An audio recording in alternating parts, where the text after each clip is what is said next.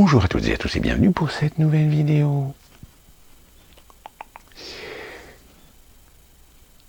Nous avons quelque chose qui est en train de se passer sur Internet et plus particulièrement en ce qui concerne la France. Nous avons parlé récemment de certaines vidéos qui ont été faites par Idriss Aberkane dénonçant les malhonnêtetés de certains groupes, associations qu'on appelle les fact-checkers, c'est-à-dire ces gens qui se sont autoproclamés juges et bourreaux de tout ce qui pourrait être une analyse, une étude factuelle pour dénoncer des fake news, pour dénoncer de la désinformation. Or, le problème, si dans ces organismes, certaines personnes le font de façon honnête, objective, celles qui ont pignon sur rue, en règle générale, se sont très souvent pris le pied dans le tapis à faire de la propagande, voire de la manipulation, voire même de la désinformation inversée. Or, il se trouve que récemment, Idriss Aberkane a dénoncé certaines pratiques par le biais d'une interview. Une interview dont je vous ai déjà parlé, celle de la femme d'un des responsables d'un organisme, et non des moindres, puisque cet organisme c'est Fact and Furious. Et Idriss Aberkane nous informait que très prochainement, le site de François allait publier une enquête sur ce site, entre guillemets. Et depuis quelques jours, force est de constater que sur les réseaux sociaux, et plus particulièrement sur Twitter, il se passe quelque chose de très intéressant et de très significatif. Nous avons les têtes pensantes, nous avons les chefs de file des organismes de fact-checking qui sont en train de remuer la queue de façon excessive. Vous-même, vous ne portez pas plainte contre Idriss Aberkane ? Écoutez, moi, je n'ai pas des moyens infinis comme les siens. Je n'ai pas des amis millionnaires comme Monsieur Azalbert, donc je vais faire ce que je peux. Je suis en train de réfléchir à peut-être le faire. Ça ne demande, excusez-moi, Thomas Durand, ça ne demande, on n'a pas besoin d'être millionnaire pour déposer plainte, franchement. Non, mais enfin, quand vous êtes pauvre, on peut vous insulter quand même plus facilement. Ouais, peut-être que vous l'ignorez, parce que vous avez la chance de ne pas être pauvre. Oui, écoutez, vous êtes pas un prolétaire SDF, que je sache. Non, très sincèrement. A few moments later. Pourquoi? Ce que je comprends pas, vous dites vous êtes pauvre, puisque vous dites que Idriss Aberkane... On a dit que j'étais pauvre. Hein? Ah si, vous venez de le dire. Non, alors les gens pourront rembobiner et diront ce que j'ai dit, ce que je n'ai pas dit. Bon.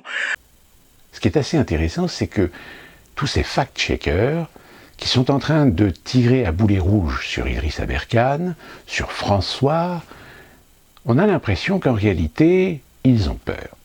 Ils ont peur à double titre. Savoir qu'est-ce que, éventuellement, cette fameuse enquête de François va pouvoir potentiellement révéler.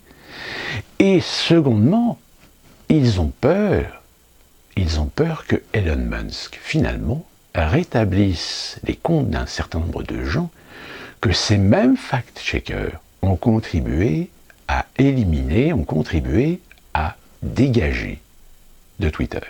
En l'occurrence, ces gens ont fait de la dénonciation. Et que si ceux qui ont été les victimes de leur dénonciation reviennent sur Twitter, il y a fort à parier que ça va gicler. Et aujourd'hui, le fameux article de François est sorti. Et ce fameux article de François, eh bien, je vais le découvrir avec vous. Je ne l'ai pas lu, je ne l'ai pas encore lu. Et voici ce qu'il dit. Je vous mettrai évidemment le lien de cet article sur la description. Depuis plusieurs mois, François enquête sur la harcélosphère qui gravite autour de l'IHU Méditerranée dirigée par le professeur Raoul, mais aussi sur le rôle et le fonctionnement des organes de fact-checking qui ont décrété tout au long de la crise du Covid-19 quelle était la vraie de la fausse information. La présente investigation plonge dans les arcanes de la communauté des fact-checkers et s'intéresse plus spécifiquement au cas du site Fact and Furious, des pratiques douteuses de son fondateur, de son ascension aussi fulgurante que sa disparition de son réseau opaque et tentaculaire. En effet, le responsable de Fact et Furious, qui est Antoine Daoust, subitement a décidé, sous le prétexte, et d'ailleurs certains de ses collaborateurs font actuellement des tweets sur Twitter pour affirmer et confirmer la chose, le 10 novembre, Fact and Furious a complètement disparu. Le site a disparu, les comptes Facebook, Instagram, TikTok, je ne sais plus quel autre site, ont également été fermés. Alors, soi-disant parce que, alors la raison principale, c'est parce que, du fait des démêlés de son responsable, Antoine Daoust, démêlés personnels, plus particulièrement avec sa femme, ils accusent en réalité la fachosphère, ils accusent les antivax de les harceler. Et de par ce harcèlement, eh bien, ils ont décidé tout simplement de fermer, de mettre fin à leur aventure, comme ils disent. La confiance de la population française dans ces médias d'information est au plus bas niveau. Seuls 26% des Français déclarent avoir confiance dans les médias mainstream, selon un sondage MIS Group, réalisé pour François et bonsens.org en novembre 2020. L'onde de choc sur les réseaux sociaux suscitée par la nouvelle de la fermeture soudaine du site internet de Fact and Furious le 26 novembre 2022, en réalité ça s'est passé le 20 novembre, c'est un communiqué d'ailleurs des fact-checkers de Fast and Furious, en amont de la parution de cette enquête, risque de ne rien arranger. Présenté dans la presse comme un média indépendant de fact-checking, ce site controversé et son directeur, le sulfureux Antoine Daoust, ancien militaire de 39 ans, reconverti à l'occasion de la crise du Covid-19 en chasseur de complotistes et d'antivax, sont au cœur de la tourmente depuis la première révélation de Malika Daoust, donc l'épouse d'Antoine Daoust, le mardi 22 novembre sur la chaîne YouTube d'Idriss Aberkan. Violence conjugale, coups et blessures aggravées sur mineurs, menaces de mort, mercenariat, manipulation de l'information pour le compte de commanditaires, falsification de tests PCR, déboires judiciaires. Loin de l'image médiatique de l'homme honnête, désintéressé, désireux de déjouer les contre-vérités, c'est en tout autre portrait qu'Antoine Daoust est brossé par sa femme. Un homme violent, menteur et manipulateur, même auprès de sa famille. Un récit accablant dont cette mère de famille a initialement voulu faire part à l'agence France Presse qui, d'après son témoignage, a couvert l'affaire de façon à protéger le fact-checker revendiqué. Donc là, c'est la première accusation assumée par cette dame que l'agence France Presse était parfaitement au courant, mais n'a rien fait, et n'a rien dit, et n'a pris aucune décision vis-à-vis de ce partenaire de fact-checking. Cette affaire révèle un scandale qui vient jeter un pavé dans la mare des réseaux étroits et coordonnés du fact-checking, ébranlant ainsi une crédibilité déjà bien entamée. Et comme je vous l'ai dit sur Twitter, on a certains comptes appartenant à des gens qui font partie d'organismes de fact-checking, ou je pense par exemple à Thomas C. Durand, qui est plus connu sous le pseudo de la tronche en biais, qui lui est actuellement en train de remuer la queue sur les réseaux sociaux pour essayer de sauver un petit peu, sauver les apparences. De l'information vraie au blanchiment de fausses informations. Les décodeurs du monde, Check News de Libération, l'AFP Factuel, Fact and Off de 20 minutes, les observateurs de France 24. Ces dernières années, les rubriques des fact-checking ayant vocation à prétendument rétablir la vérité et lutter contre les fausses informations se sont multipliées. Dans un monde au sein duquel règne une profusion d'informations parfois vraies, parfois fausses, une rubrique qui permet de faire le tri peut, sur le principe, s'avère un outil d'orientation utile. En effet, ces organismes de fact-checking, on ne va pas dire qu'ils sont systématiquement mauvais. Ils ont parfois fait du fact-checking pour remettre du contexte, pour remettre de la réalité, pour mettre du fait sur certaines affirmations, que ce soit d'un camp ou d'un autre. Donc là-dessus, soyons honnêtes, reconnaissons-leur ce travail positif. Mais, malheureusement, ils se sont aussi empreints d'idéologie. En revanche, puisque l'information émane de presse publique et privée, dont l'indépendance est souvent objet de critique, dépendance aux actionnaires, à l'État, à un parti pris idéologique, les raisons ne manquent pas. Un média indépendant et autonome en charge de sa vérification semble en dehors de la vérification par d'autres pairs l'un des moyens les plus légitimes pour acquérir aux yeux du grand public une crédibilité en la matière. Et il est vrai que certains organismes de presse se sont vantés d'avoir recours à des organismes indépendants pour fact-checker des informations et établir auprès de l'opinion certaines vérités. Comme le rappelait Fabrice Fries, PDG de l'AFP, lors de la 5e édition de Médias en scène, mardi 22 novembre, à laquelle François était présent, le fact-checking est souvent confondu avec la vérification. Or, la vérification, c'est quelque chose de très différent. C'est quelque chose que tous les médias sont censés faire, vérifier, avant de publier son propre contenu. Le fact-checking porte sur des contenus de tiers et qui sont déjà publiés. C'est très différent.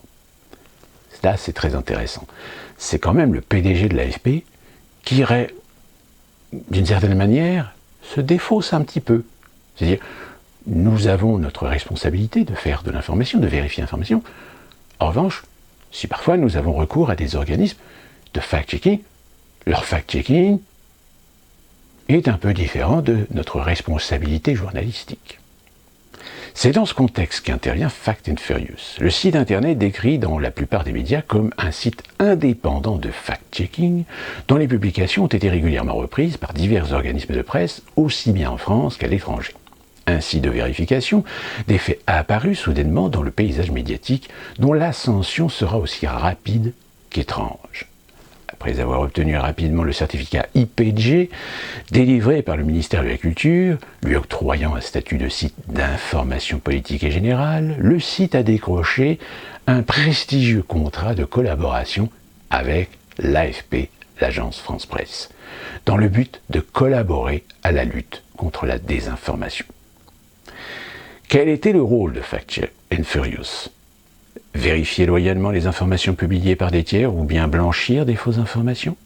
Et qui est vraiment Antoine Daoust, le propriétaire du site ? Que se cache-t-il derrière l'ascension fulgurante de Fact and Furious ? Cette investigation de plusieurs mois menée par François et puis plus récemment par l'essayiste Idriss Aberkane révèle un scandale de nature à ébranler la crédibilité et la probité du système médiatique français. Lanceuse d'alerte, Madame Daoust a décidé de sortir du silence en prenant contact avec François, certains membres de l'association bonsens.org depuis mars 2022 et Idriss Aberkane dans le but de dévoiler à tout le monde qui est Antoine Daoust et quelle est la vraie vérité derrière la création de Fast and Furious, organe qui détient un contrat de collaboration avec l'AFP et de supposés liens étroits avec Rudy Reichman, directeur de Conspiracy Watch, ou bien encore Tristan Mendes France, membre de l'Observatoire du conspirationnisme. Censurée par les fact-checkers, cette mère de famille rapporte également des violences psychologiques et physiques, dont elle et sa fille ont été victimes sous la coupe de son mari, et des coups et blessures aggravés qui font aujourd'hui l'objet d'une plainte. Cette situation est devenue suffisamment préoccupante pour attirer l'attention immédiate du président de la République, Emmanuel Macron. Une vie conjugale sous le joug de la violence d'Antoine Daoust. Dessinatrice en bâtiment et vendeuse de magasins de prêt-à-porter, Malika Daoust nous a confié son dur calvaire, qu'elle estime avoir été étouffée par les journalistes appartenant à la communauté des fact-checkers. Pendant longtemps, apeurée mais aussi animée par une illusoire espoir de le voir changer, elle n'a pas voulu parler. La majorité des femmes battues comme moi ne font rien, malheureusement. Ce n'est que le 16 novembre que cette mère trouvera le courage de déposer une plainte contre son mari pour coups et blessures aggravés envers elle et sa fille de 12 ans. Rappelons que les violences conjugales sont punies par la loi, qu'elles visent un homme ou une femme, qu'elles soient physiques ou psychologiques ou sexuelles. Il s'agit des violences commises au sein d'un couple marié, pacsé ou en union libre. Si vous êtes victime, que vous signalez les faits, vous pouvez être aidé et protégé. Vous pouvez bénéficier de l'aide et de la protection, quelle que soit votre nationalité et quelle que soit la durée de votre séjour en France. Madame Daoust rapporte avoir été la cible de violences conjugales à plusieurs reprises, comme le 23 mars 2022. Je me suis enfui de la voiture, il m'a rattrapé, m'a fait une balayette, s'est mis sur moi et m'a roué de coups. Il m'a porté plusieurs coups de poing et coups de pied. Suite à ça, la police est intervenue ainsi que le SAMU et j'ai été transporté aux urgences de la clinique de Sidor, peut-on lire dans son dépôt de plainte. Résultat, une incapacité totale de travailler, la fameuse ITT, de 6 jours. François a pu consulter le certificat médical qui atteste des séquelles que Madame Daoust nous reproduisons ci-dessous. Et en effet, je vous mettrai le lien de l'article et François met des copies des documents officiels. Encore attachée à son mari, Madame Daoust décidait de lui donner une nouvelle chance pour notre couple et pour sa fille. Poursuit la mère de famille dans sa plainte, dans laquelle elle précise que son mari s'en est également pris à son intégrité physique par le passé, de même qu'à celle de sa fille, qui a elle aussi déposé plainte contre Antoine Daoust. On a envie de dire que là, on est en face d'un schéma relativement classique. Classique pourquoi ? Parce que, sans faire de clichés, ce genre d'affaires, malheureusement, concerne souvent des personnes qui ont eu des passés, qui ont eu des vies compliquées. Et il y a fort à parier qu'Antoine Daoust, ancien militaire, n'a pas fait le deuil véritablement de certains peut-être de ses démons, et parmi ces démons peut-être un comportement violent. Et preuve en est, c'est que la récidive de ces actes violents à l'encontre de sa femme et de sa fille dénote forcément que si certains sur Internet aujourd'hui essaient de jouer cette fameuse carte qu'on a déjà entendue vis-à-vis par exemple de Polanski, séparons l'homme du génie, des fact-checkers sont en train de faire la même chose. C'est-à-dire, oui, il ne faut pas mélanger la vie privée d'un homme et son travail honorable et rétablir des vérités. Non. Ça, c'est du discours de Polichinelle. À partir du moment où un individu a des comportements dans la vie privée qui sont nocifs, cette nocivité de son comportement appartient à son caractère, à sa personnalité, et que par conséquent, ça joue aussi sur sa capacité professionnelle. Des coups qui se seraient plus tard ensuivis de menaces de mort. Le 23 mars 2022, il s'en va. À ma sortie de l'hôpital, je commence à tweeter, à mettre ces fausses ordonnances sur les réseaux sociaux. Le 25 mars, il se repointe au domicile pour parler des prises de contact de Madame Daoust auprès de l'AFP, par exemple. On se parle, on se pardonne, j'efface tout ce que j'ai écrit sur mon mur. Le 17 avril, rebelote, nouveau fait de violence qui débouchera sur une ITT de 4 jours. Le 24 avril, il s'en va définitivement de la maison en me menaçant de mort, en me disant « Si je reste, je te tue ». Madame Daoust aurait ensuite rejoint, Monsieur Daoust aurait ensuite rejoint une autre femme, sa maîtresse. Ce dernier n'en est pas à ses premiers faits de violence. Alors militaire, il aurait été condamné pénalement à une peine de prison avec sursis pour séquestration et bande organisée. Donc comme vous voyez, comme je viens de vous le dire, le passé, à partir du moment où des gens n'ont pas fait une croix ou n'ont pas fait le deuil de leur passé ou de leurs actes passés, forcément c'est des gens qui ne sont pas forcément peut-être recommandables, qui plus est pour gérer un site de fact-checking. Madame Daoust précise sur François. Quand Antoine est parti du domicile fin avril 2022, sachez qu'il a tout pris. La voiture, la carte bleue. Je me suis retrouvé à 0 €. J'ai dû mendier pour faire manger mes enfants, notamment sa fille. Dans son complément de plainte, elle souligne également avoir subi des violences psychologiques de la part de son mari en date du 15 mars 2022. Ce jour-là, Malika avait pourtant tenté d'alerter sur les violences conjugales dont elle était victime, mais aussi sur plusieurs pratiques illégales du fondateur du site Fact and Furious en entrant en contact avec l'AFP. une grande déconvenue pour la lanceuse d'alerte. Pauline Talagrand, rédactrice en chef adjointe au sein de l'agence, a réagi en alertant aussitôt Antoine Daoust de l'action de sa femme, avant d'en informer Malika en message privé sur Twitter et de lui signifier ceci. Il semble que l'affaire révélée de la sphère privée. Non, il semble que l'affaire relève de la sphère privée, Nous ne pouvons en l'état donner suite à une interpellation non étayée sur la réputation d'une personne externe à l'AFP. Si vous estimez que cela vaut davantage, il vaut sûrement mieux vous tourner vers les autorités compétentes. C'est la rédactrice en chef adjointe qui dit cela à Malika Daoust, alors que Malika Daoust lui a bien spécifié que des plaintes ont été déjà déposées, qu'il y a un arriéré. Est-ce que l'AFP aurait plus ou moins fermé les yeux? Alors en effet, l'AFP ne peut pas juger ou décider peut-être de rompre une collaboration, un partenariat avec une personne sous prétexte parce que sa femme le dénonce comme étant violent. C'est toujours délicat. Mais au moins, on prend les devants. On assure une sécurité, une garantie. On enquête. On investigue. On essaie de savoir si potentiellement cet individu, par le biais de sa société, ne risque pas à un moment donné d'entacher la réputation de l'agence. Rien n'a été fait. Dans son complément de plainte, Madame Daoust a déclaré « J'avais écrit à Pauline Talagrand de l'AFP car elle et mon époux ont un contrat de travail ensemble. Elle ne m'a pas pris au sérieux. Elle a fait une capture d'écran de mes messages et les a envoyés à Antoine Daoust. Elle poursuit. Du coup, il m'a envoyé des messages suivants. Mais t'es taré, ma parole. Pourquoi tu as contacté l'AFP? T'es complètement taré, ma parole. » À ce message, Malika répond « Non, pas du tout. Tout le monde va savoir qui tu es, Antoine, ton vrai visage.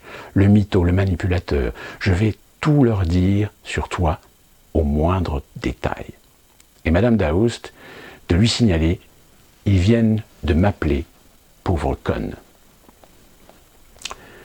Madame Daoust déplore non seulement un manque de soutien, mais dénonce les propos de la journaliste, a ensuite fait parvenir, par message privé à M. Daoust, un échange que François a pu vérifier. Vas-y mollo, Antoine. L'AFP qui texte à Antoine Daoust, vas-y mollo, Antoine. Donc c'est-à-dire qu'il y a bien une prise de conscience au sein de la rédaction de l'AFP. En faisant parvenir une capture d'écran dans laquelle apparaît le message d'Antoine Daoust à Malika. Ils viennent de m'appeler pauvre conne, l'intéressé a répondu à Madame désolé, le problème est réglé. Malika estime que l'AFP a choisi de protéger et de couvrir M. Daoust. Aussi, elle prévoit de porter plainte contre la journaliste, a-t-elle annoncé à François dans un second débriefing. Dans le cadre de cette enquête, François a pris à tâche, mardi 22 novembre 2022, auprès de l'AFP afin d'interroger Mme Talagrand à propos de ces échanges. Le 25 novembre 2022, soit 3 jours plus tard, ce n'est pas l'intéressé qui répondait à nos prises de contact, mais le service juridique de l'agence de presse. Tiens. Le contenu de la réponse pose question car il enjoignait M.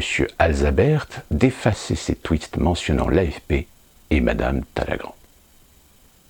Donc, Alzabert, c'est le journaliste François.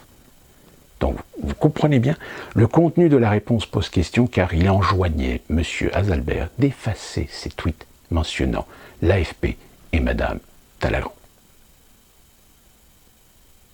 Dans différents tweets, vous accusez l'AFP et notre journaliste Pauline Talagrand d'avoir ignoré une alerte concernant des faits de violence conjugale qui auraient été infligés par Antoine Daoust.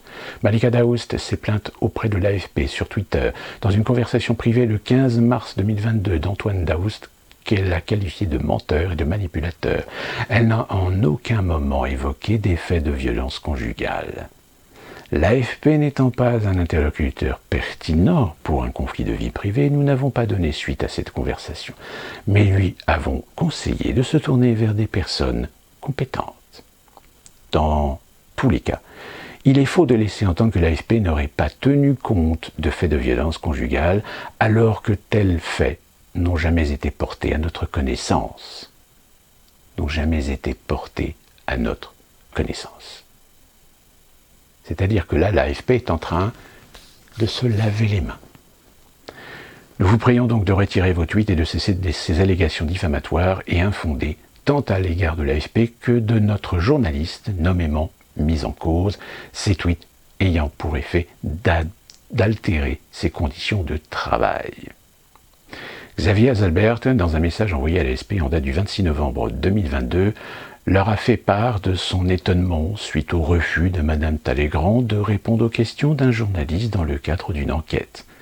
Dans son email, dont le PDG de l'AFP, M. Fries, en est en copie, il rappelle aussi à ce département juridique que Mme Talleyrand pouvait difficilement ignorer la définition juridique relative aux violences conjugales de par son expertise relative aux violences faites aux femmes, soulignant qu'elle avait été alertée par Mme Daoust du statut de manipulateur et de menteur de M. Daoust et qu'elle avait constaté le message « pauvre conne » adressé par Antoine Daoust à Malika, et de demander pourquoi le journaliste a préféré refuser d'écouter Mme Daoust et enquêter.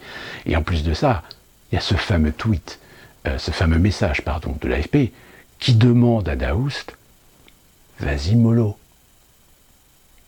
Qui envoie un message à quelqu'un, on lui dit « vas-y mollo », sans avoir une perspective que, en effet, il y a un problème.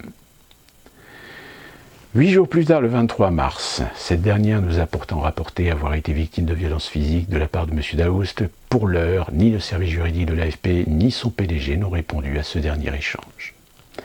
L'Élysée réagit en 48 heures au courrier de Malika Daoust. Si l'agence de presse s'est refusée à réagir en mars, la réaction de l'Élysée a été autrement différente. Mercredi 16 novembre, Malika Daoust, trouvant le courage de dépasser ses appréhensions, a finalement déposé plainte contre son mari pour coups et blessures aggravés sur elle et sa fille. Le vendredi 18 novembre, elle a envoyé un courrier pour signaler à l'Élysée notamment les violences qu'elle a subies de la part du directeur de la publication du site Fact and Furious. Surprise, la réaction de la présidence sera extrêmement rapide. En seulement 48 heures, dans un courrier en date du 21 novembre, le président de la République l'informe de la bonne réception de sa lettre et de son soutien. Évidemment, ce n'est pas Macron qui lui écrit, c'est le service administratif qui utilise des formules adéquates dans les correspondances avec l'Élysée. Il dit ceci. Sensible au rappel des épreuves auxquelles vous avez été confrontés, M. Emmanuel Macron, déterminé implacablement à lutter contre les violences faites aux femmes, m'a confié le soin de vous transmettre ses chaleureuses pensées et tout son soutien. Peut-on lire dans le courrier de l'Élysée, qui ajoute, à la demande du chef de l'État, je n'ai pas manqué de signaler votre démarche à M. le préfet du Tarn. J'ai également transmis votre correspondance à Maître Lagarde, à Monsieur le garde des Sceaux, je vais y arriver, ministre de la Justice. Vous serez tenu directement informé par leur soin de la suite susceptible d'être réservée à votre intention. C'est un courrier de l'Élysée. Donc ça veut dire que M. Dupond-Moretti est donc informé du sujet. Une attention d'Emmanuel Macron saluée par Mme Daoust, qui tient à le remercier pour son soutien et son engagement dans la lutte contre les violences faites aux femmes. À la dissymétrie entre la réaction de l'AFP en mars et celle de l'Élysée en novembre, a de quoi interpeller. Le choix du chef de l'État de s'intéresser immédiatement au cas individuel d'une femme présumée battue interroge également. Et en effet, une simple lettre pour rendre compte de faits. Il y a des plaintes de déposer, certes. Mais comment l'Élysée peut-il avoir une telle considération et répondre en moins de 48 heures? Suspect. Fact and Furious, une officine de désinformation bancale au réseau tentaculaire. Le site Fact and Furious est présenté dans la presse comme un média de fact-checking indépendant. Ces publications sont citées par des journalistes à valeur de sources crédibles pour étayer leurs articles. Son fondateur dit même un prestigieux partenariat avec l'AFP. Mais en vérifié, Fact and Furious, c'est surtout l'histoire d'un site piloté par Antoine Daoust, ancien barman retiré sans compétences journalistiques ou scientifiques depuis le garage de son domicile. Animé, selon Malika Daoust, par le désir de briller en société, prêt à toutes les compromissions pour quelques gains financiers, Antoine Daoust va rapidement devenir l'agent et l'instrument d'un réseau qui le dépasse. En février 2021, l'ancien militaire s'est lancé dans la création de Fact and Furious. On a tous quelqu'un dans la famille qui est touché de près ou de loin par la désinformation et le complotisme. On a voulu comprendre l'enjeu, le dénoncer, a-t-il argué quelque temps plus tard auprès de France 3. Un travail impartial, respectueux des différences, une diversité de voix et de perspectives, une information traitée de façon objective et désintéressée. Ou bien encore, une rédaction qui s'engage à respecter les 10 devoirs énoncés par la charte de Munich. Cette fameuse charte de Munich. En apparence, la vitrine présentée sur le site internet du média de fact-checking a de quoi charmer le citoyen en quête d'informations sûres et vérifiées. En vérité, loin d'agir de manière honnête et désintéressée, Antoine Daoust aurait créé Fact and Furious par désir de briller et par besoin de pallier ses soucis financiers, explique Malika Daoust à François. Il voulait se faire connaître, c'est ça l'origine de Fact and Furious. Il a commencé par des vidéos YouTube pour les enfants, ça ne marchait pas. Ensuite, il a commencé à aider des nouveaux youtubeurs. Ce site créé en octobre 2018 s'appelait Famous Video Magazine, ça ne marchait pas. Ensuite, il a ouvert ce petit journal. En septembre 2020, un blog d'actualité généraliste baptisé Instant Critic. Ça ne marchait pas. Et du jour au lendemain, le nom Fact and Furious est arrivé et ça a explosé. Un nom qui ne viendrait pas de lui, mais qui lui a été soufflé, explique Malika, qui rappelle les difficultés financières de son mari frappé par le passé d'interdiction bancaire. Et ils ont dû lui proposer de l'argent en lui disant « Avec nous, tu vas évoluer, tu vas avoir beaucoup d'argent, tu vas être connu. » Et de là, il a foncé. Promesse visiblement tenue. La réputation de Fact and Furious a pu compter sur une couverture médiatique lénifiante. Au premier rang des administrateurs du site, le service public, en août 2021. France Info lui consacre un article élogieux titré « Comment des citoyens luttent contre les fake news, des anti-vaccins sur le Covid-19 ». On vide la mer avec une petite cuillère. L'AFP, l'Express, BFM. Fact and Furious servira ponctuellement de source de référence à de nombreux médias en France mais aussi à l'étranger. Son fondateur, lui aussi, sera couvert de compliments louangeux. Au quotidien, Antoine Daoust traque la désinformation sur le web, explique, par exemple, La Dépêche. En août 2021, alors que le pouvoir en Afghanistan tombait à nouveau entre les mains des talibans à la faveur du retrait des troupes américaines, Antoine Daoust, bien que condamné pour séquestration en bande organisée, au temps où il était encore militaire, a également bénéficié d'une importante couverture médiatique rappelant son engagement aux côtés de l'OTAN dans le pays. France Info, TF1, BFM, Le Point, Le Parisien ont ainsi donné la parole à ce vétéran. Vétéran pas très glorieux. Engagement donc de Madame Daoust met en cause la vertu présentée par l'ex-militaire. Antoine Daoust n'hésite pas à se targuer que Fact and Furious, régulièrement cité par la presse nationale et les médias, et que le site soit noté 100% par NewsGuard pour sa fiabilité et sa rigueur.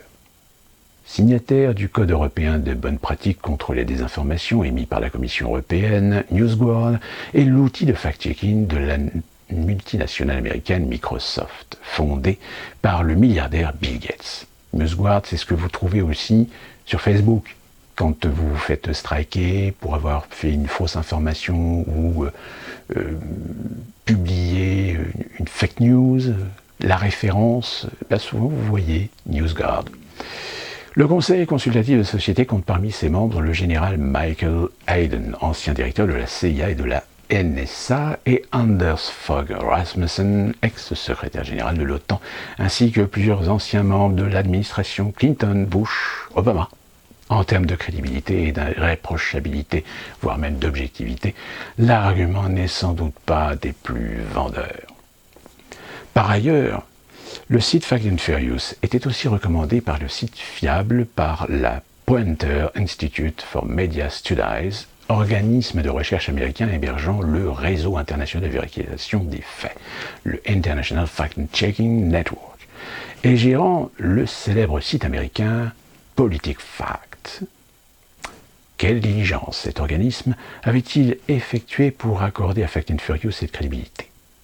Le rôle des divers instituts ont été explicites dans cette étude complète, publiée sur ResearchGate. Qui va fact-checker les fact-checkers?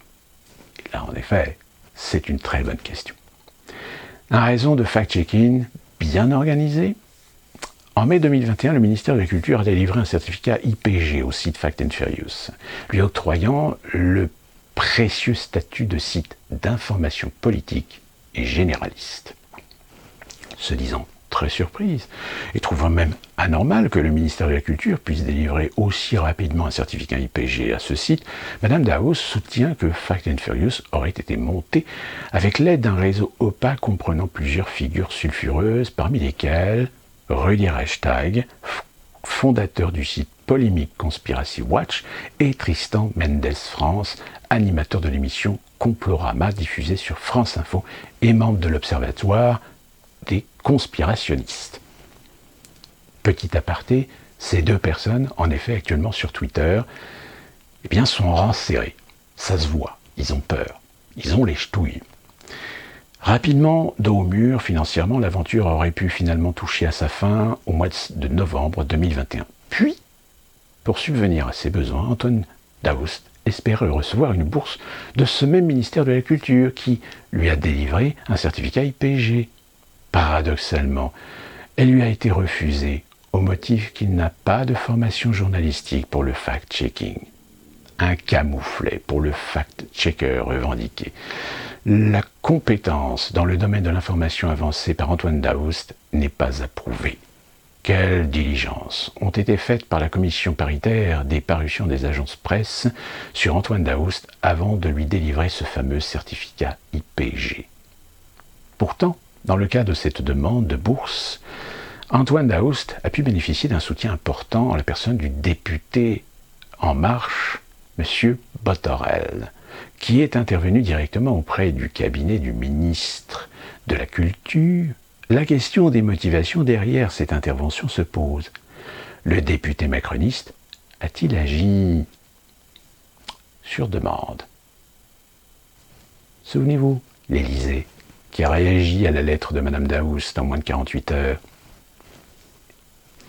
Selon Malika Daoust, une grande partie de ces fonds seront ensuite subtilisés. Il a signalé à la juge qu'il ne touche que 200 € de cette entreprise. Et d'ajouter, où est cet argent? Qu'est-ce qu'il en est fait? Je ne sais pas, mais je vais avoir mes réponses. Quelques 8 000 € auraient pu disparaître des comptes de la société. Malika Daoust a cherché à alerter les deux autres personnes impliquées dans la gestion du site au moment de sa création, Tycho Step et Romain Aubert, sans que ces derniers ne viennent donner suite. Et j'ai vu personnellement un tweet de Romain Aubert qui nous fait un super thread, c'est un suivi, pour expliquer le harcèlement, la fachosphère, etc., que c'est inadmissible qu'une telle aventure s'achève ainsi, sous la pression, sous les coups injustes, larmoyants. Un partenariat avec l'AFP. En décembre 2021, l'entreprise a pris forme juridique d'une société par action simplifiée unipersonnelle, une SASU. Une SAS qui ne comporte qu'un seul associé. Seulement un mois après la création de la société, le 13 janvier 2022, son directeur Antoine Daoust, bien que ne possédant aucune formation journalistique, comme l'a explicité le ministère de la Culture, a décroché un prestigieux contrat avec l'agence France Presse dans le cadre de la coalition Objectif Désintox. Lancé par l'AFP le 6 décembre 2021, ce programme de lutte contre la désinformation réunit 23 médias français et bénéficie d'un soutien de Google, géant américain du numérique, contre lequel François est actuellement en procès. Ce partenariat surprenant entérine un lien de collaboration directe entre un site de fact-checking lancé par un individu sans expérience journalistique, travaillant depuis le garage de son domicile avec le plus grand organisme de presse français, dont le patron, Fabrice Fries, a récemment été mis en examen pour diffamation, avait révélé François. Le contrat biffé avec l'AFP est accessible dans l'article. Une fausse indépendance. Fast and Furious est un service de presse en ligne indépendant. Peut-on lire dans la section « Qui nous sommes » du site internet? Vraiment. Selon Malika Daoust, c'est un mensonge. Il fait le travail de commanditaire. Il faut qu'il ait leur accord. Ce n'est pas de Fast Furious que partent les investigations. Et de marteler « Mon mari n'est plus libre.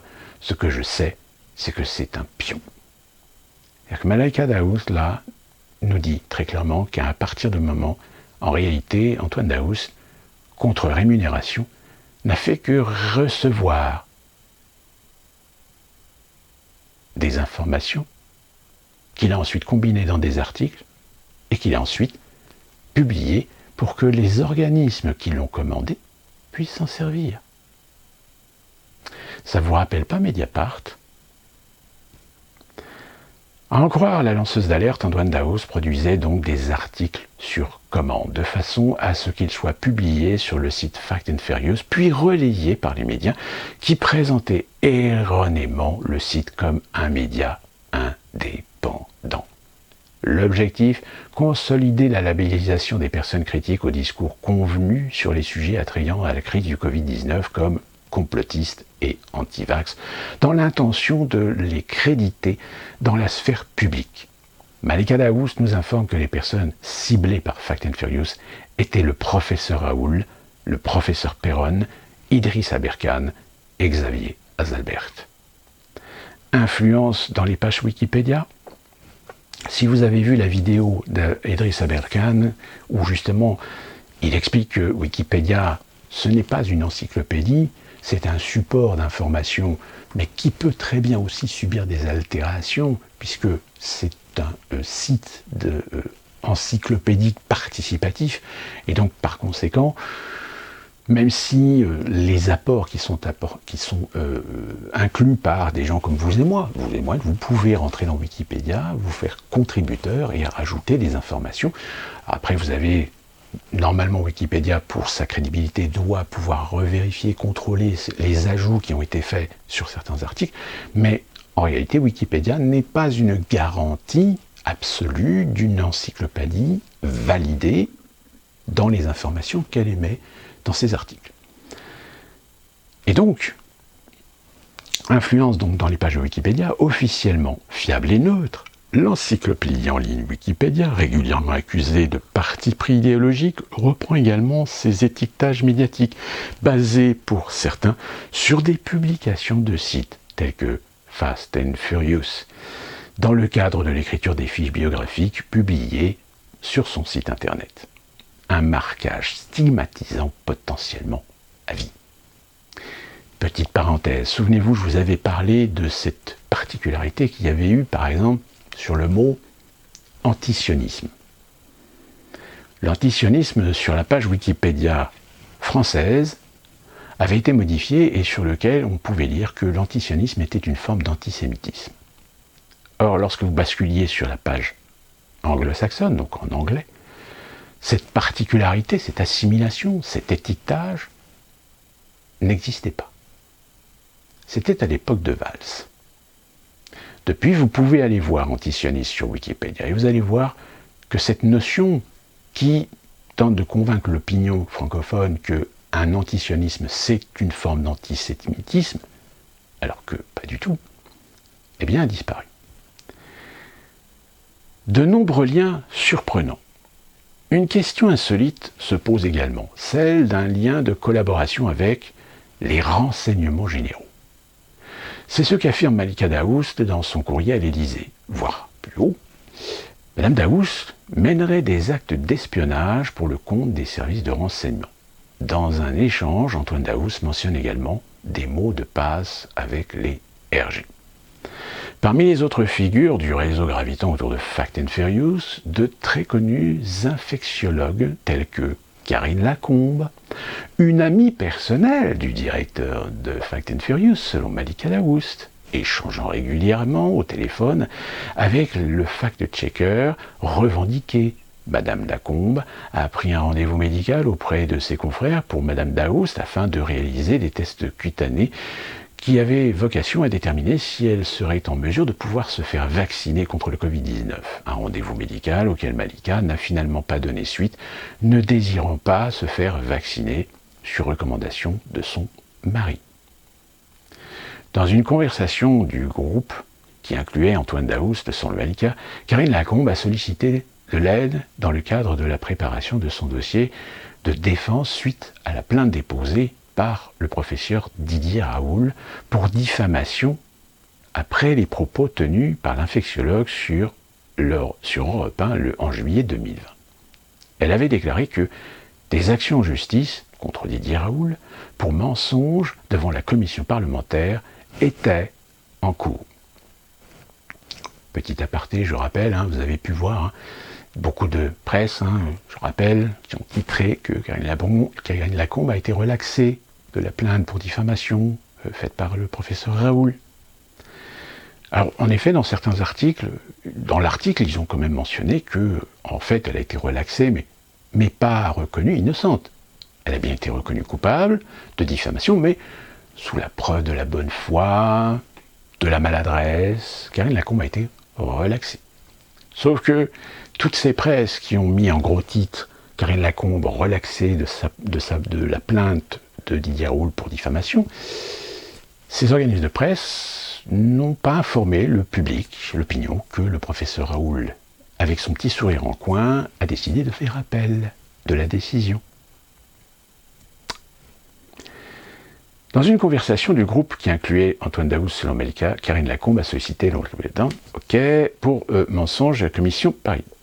Antoine Daoust entretenait aussi des liens avec des figures sulfureuses de la harcélosphère contre l'IHU Méditerranée du professeur Raoul, comme par exemple Harry Kutz, consultant pour la société de conseil Viséo, ou le docteur Pfeiffer Smalja, infectiologue sanctionné le 21 octobre d'un avertissement par la chambre disciplinaire du première instance de l'Île-de-France de l'Ordre des médecins pour ses propos de nature gravement anticonfraternelle à l'encontre du professeur Christian Perron.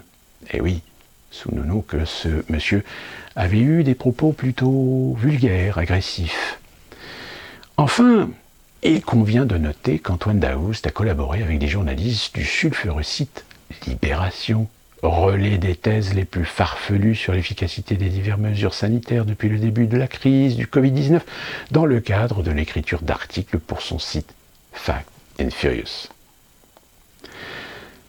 Et là, du blanchiment d'informations sur commande à la réalisation de faux tests PCR et de fausses ordonnances. La situation financière de la famille Daoust n'était pas au beau fixe, comme le soulignait Malika.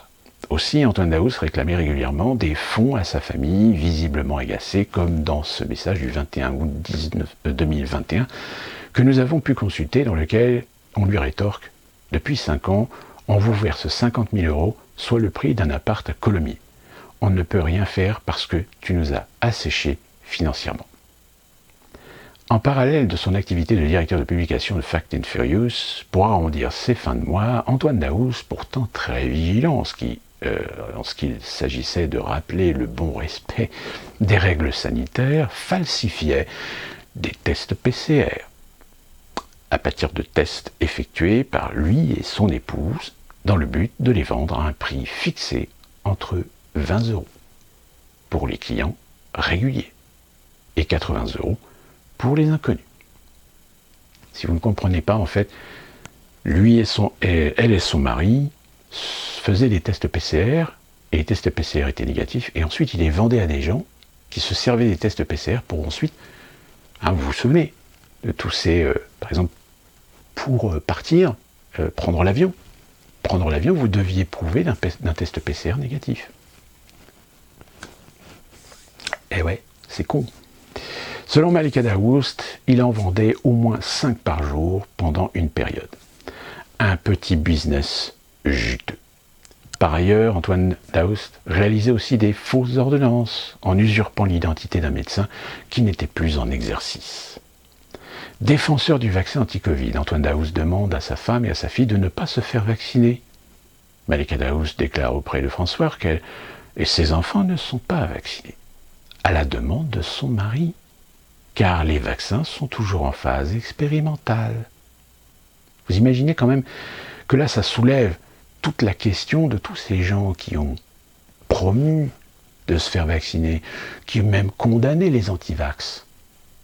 Et quand on leur pose la question de savoir est-ce que vous-même vous êtes vacciné, là tout d'un coup, il y a un blanc. Malika Daoust déclare auprès de François qu'elle et ses enfants ne sont pas vaccinés. Annoncée le 22 novembre, cette enquête, alors qu'elle n'était pas encore parue, et d'ores et déjà eu des conséquences avec la disparition du site Fact and Furious et de ses comptes sur les réseaux sociaux le 26 novembre. Au travers d'un communiqué de presse, son fondateur déclare avoir dissous la SASU le 10 novembre 2022, bien qu'aucune déclaration officielle de dissolution n'ait été enregistrée et que les statuts de la société ne prévoyaient pas une dissolution anticipée. Alors que les collectes de fonds continuaient encore le 25 novembre 2022 et que la boutique Fact and Furious est toujours en ligne, cette déclaration d'un acte de dissolution pose question à plusieurs titres, car le couple Daoust, marié sous le régime légal de la communauté, est en instance de divorce. L'introduction de la procédure de divorce date du 16 novembre 2022. Ne mentionne pas cette dissolution. Si cette dissolution est avérée, pourquoi cela n'a-t-il pas été mentionné dans la demande de divorce ? Antoine Daoust aurait-il commis un acte illicite qui pourrait être constitutif d'une dissimulation d'actifs ? En amont de la parution de cette enquête, le site polémique Conspiracy Watch a publié un billet à charge contre Xavier Azalbert et Idriss Aberkane qui dénoncent des pseudo-révélations et une campagne de dénigrement de fact-checkers par la complosphère. Sans surprise, les officines se resserrent les coudes, même face à l'inacceptable, et constater qu'Idriss Aberkane sur Twitter qui ajoute « Il faut désormais qu'une commission d'enquête parlementaire vienne inspecter ces réseaux antidémocratiques et leur production outrancière ». Et c'est vrai que, comme je vous l'ai dit, depuis 48-72 heures, vous avez beaucoup de fact-checkers qui sont en train de remuer la queue un petit peu à tort et à travers. De son côté, Xavier Azalbert a appelé au lancement d'une enquête judiciaire et d'une enquête parlementaire et sénatoriale. François publiera prochainement une enquête de Conspiracy Watch et de ses acteurs. Dans le cadre d'un second débriefing, nous avons reçu Malika Daoust afin de recueillir son ressentiment sur les déroulés des derniers jours depuis son dernier témoignage le mardi 22 novembre. Donc là, si vous voulez, il y a une mise en perspective du fait qu'on a laissé, et voire même soutenu, un individu pour constituer un organisme qui finalement était en fait une sorte de couverture. C'est-à-dire qu'en gros, Fact and Furious n'avait pas les dispositifs, n'avait pas la logistique, n'avait pas les hommes et les femmes pour enquêter. En réalité, Fact and Furious recevait un travail pré-mâché. Après, il y avait juste un travail éditorialiste à faire, publié, et ensuite, ceux qui lui avaient fourni ce qu'il fallait dire reprenaient l'information de Fact and Furious pour dire à l'opinion, regardez, Fact and Furious, un organisme de fact-checking indépendant, confirme bien ce que nous disons, prétendu par l'étude et l'analyse faite par tel organisme de fact-checking. Et il est vrai que depuis quelque temps, les organismes de fact-checking font des gros titres, en sachant pertinemment qu'il y a 80% des gens qui ne liront pas l'article, mais que même quand vous lisez l'article, vous vous rendez compte que de plus en plus, ils affirment. Ils affirment en faisant des références à des études, à des analyses. Sauf que le problème, c'est que même quand ils mettent des liens, quand ils mettent des sources, ce sont généralement des sources de leurs copains, et pas des sources contradictoires, et pas des sources objectives. Donc force est à constater que peut-être Nous sommes en train de voir là quelque chose qui va déclencher une sorte de tempête dans les milieux du fact-checking. Et bien évidemment, vous n'en entendrez certainement pas parler ni sur BFM, ni sur LCI, ni peut-être même sur CNews. Et pour cause. Parce que depuis des années que ces organismes nous font la leçon, on est aujourd'hui en droit de se poser la question si, en faisant en réalité, oui, bien du fact-checking, pour remettre de la perspective, pour remettre des sources, pour remettre de l'interprétation, du contexte sur certaines affirmations complotistes, approximatives, mythes et légendes. Force est de constater que malheureusement ces officines sont un idéal pour vendre et promouvoir de l'idéologie. Alors, affaire à suivre, et je peux vous dire que si vous suivez cette affaire, vous risquez de bien sourire et de bien vous amuser parce que vous allez voir sur les réseaux sociaux, ça va se jeter de la merde en pleine figure. Et nous, d'ici là, on se retrouve très prochainement pour une nouvelle vidéo.